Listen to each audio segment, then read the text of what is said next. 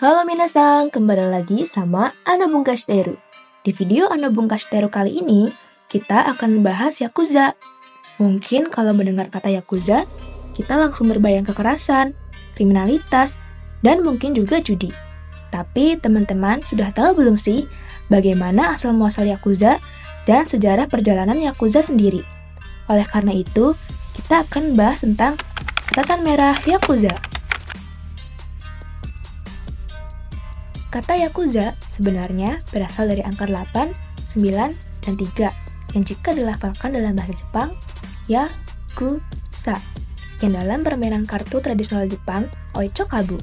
Kombinasi ini adalah lambang ketidakberuntungan dan simbol kekalahan. Namun, Yakuza bukan sekedar angka sial. Mereka adalah organisasi kriminal Jepang yang paling dikenal dunia. Dengan sistemnya yang terorganisir, terstruktur, dan juga filosofis. Tapi menariknya, mereka sendiri tak selalu nyaman disebut Yakuza. Banyak dari mereka lebih memilih nama lain, yakni Kokudo yang berarti jalan ekstrim, atau Ninkyo Dantai yang berarti organisasi kehormatan.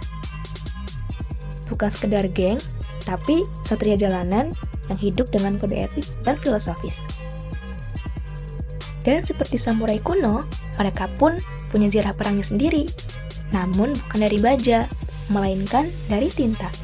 Yang paling mencolok dari Yakuza adalah seni tato tradisional Jepang, yang dikenal dengan nama Irezumi, yang setiap garis, warna, dan motif menceritakan kisah si pemilik tentang keberanian, penderitaan, pencapaian, dan kesetiaan pada kelompoknya. Jikalau ditarik dari sejarahnya dulu para nelayan dan penambang batu bara lah yang menggunakan tato.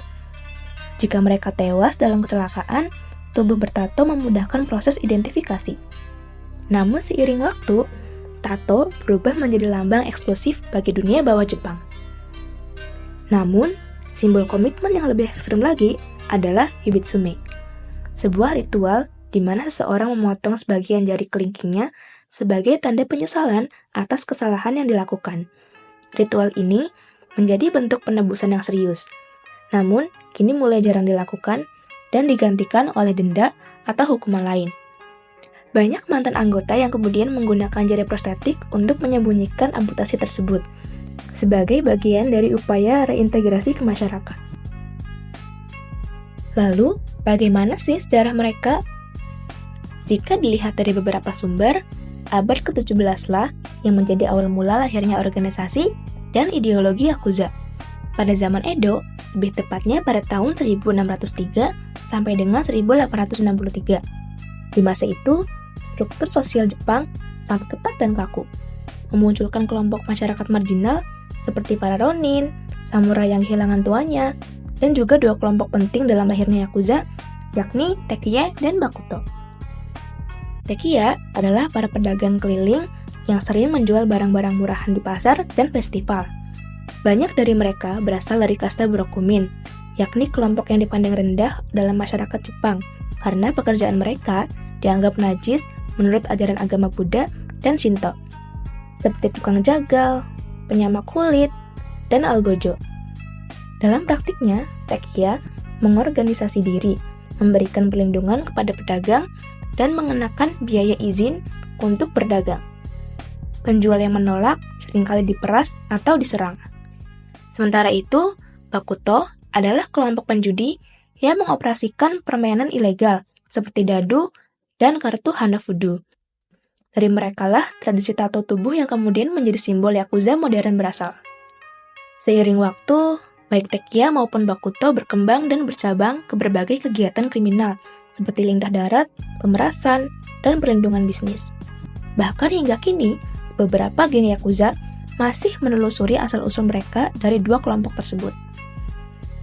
Perang Dunia Kedua memporak-porandakan Jepang. Kota hancur, ekonomi lumpuh, dan hukum tak lagi punya taring. Dan di kekosongan itulah Yakuza muncul, menawarkan ketertiban dengan caranya sendiri. Mereka melindungi pasar gelap, mengatur distribusi barang, bahkan membantu warga yang tak terjamah pemerintah. Namun, aktivitas mereka sering melibatkan kekerasan, pemerasan, yang menimbulkan kesan operasi gelap setiap kali kelompok Yakuza terlibat. Itulah awal dari masa emas Yakuza. Antara tahun 1950 sampai dengan 1990-an, pengaruh Yakuza menembus semua lapisan masyarakat. Mulai dari lintah darat, perjudian, prostitusi, hingga penyelundupan narkoba. Mereka juga punya koneksi di dunia hiburan, konstruksi, bahkan politik. Beberapa perusahaan besar bahkan diduga menjalin hubungan gelap dengan Yakuza demi keuntungan mereka sendiri. Salah satu momen paling mencolok terjadi pada tahun 1987, saat Noboru Takeshita terpilih sebagai Perdana Menteri Jepang. Muncul berbagai spekulasi tentang keterlibatan Yakuza dalam proses pemilihannya. Saat ditanya tentang hal ini pada tahun 1992, Takeshita membantah keterlibatan mereka. Namun, dalam sebuah pidatonya, komentar yang menentang Takeshita justru dibungkam oleh sekelompok orang, menimbulkan tanda tanya besar.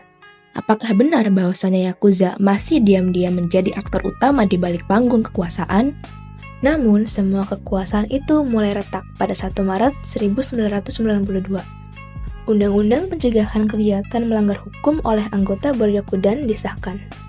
Untuk pertama kalinya, Yakuza secara hukum diklasifikasikan sebagai organisasi kriminal berdasarkan jumlah anggota yang memiliki catatan kriminal. Kini, pemerintah punya dasar untuk membekukan aset, menangkap anggota, dan menekan eksistensi mereka. Yakuza pun berubah strategi. Mereka mendirikan perusahaan legal, menyusup sektor formal, bahkan menerbitkan buku panduan internal tentang cara menghindari jeratan hukum. Tapi, tidak semua orang diam. Pada Maret 1992, keluarga anggota Yakuza menggelar protes di Ginza, menuntut agar organisasi ini tetap dianggap terhormat, tetapi insiden kekerasan seperti serangan terhadap pembuat film Itami Juso menodai klaim mereka di mata publik. Seorang pembela Yakuza yang mengkritik organisasi juga ditemukan ditembak, memperkuat persepsi bahwa mereka memang kelompok kriminal. Tidak hanya dari anggota Yakuza, penolakan terhadap hukum baru ini datang dari berbagai pihak, termasuk 130 pengacara, profesor, dan menteri yang berargumen bahwa pembatasan terhadap Yakuza melanggar hak konstitusional seperti kebebasan berkumpul dan kepemilikan properti. Meskipun demikian, tekanan yang terus meningkat menyebabkan penurunan drastis jumlah anggota Yakuza dan melemahkan keberadaan mereka dalam masyarakat Jepang. Dan akhirnya Jepang pun mulai sedikit demi sedikit lepas dari belenggu yang bernama Yakuza. Antara 21 April dan 25 Mei 1992, polisi Jepang menerima 140 panggilan telepon, bukan dari warga biasa, melainkan dari Yakuza dan keluarganya. Mereka ingin keluar, ingin hidup yang baru. Lebih dari 60 perusahaan Jepang membuka pintu bagi mantan anggota, memberi mereka kesempatan kedua untuk mempekerjakan para ex-Yakuza yang direformasi dan diubah sebagai karyawan mereka. Dari Yakuza sendiri, kita bisa melihat bahwa mereka bukan hanya organisasi kriminal biasa. Namun, mereka adalah simbol dari perjuangan, perlawanan, kehormatan, kesetiaan, dan filosofi hidup. Dan juga lewat Yakuza, kita bisa lihat bahwa Jepang dapat menciptakan alienasi terhadap kaum-kaum marginal, seperti Borokumin, Tekiya, dan Bakuto, yang ingin mendapatkan kehormatan dan kejayaan untuk mereka sendiri dengan pengorbanan keringat, darah, dan catatan merah.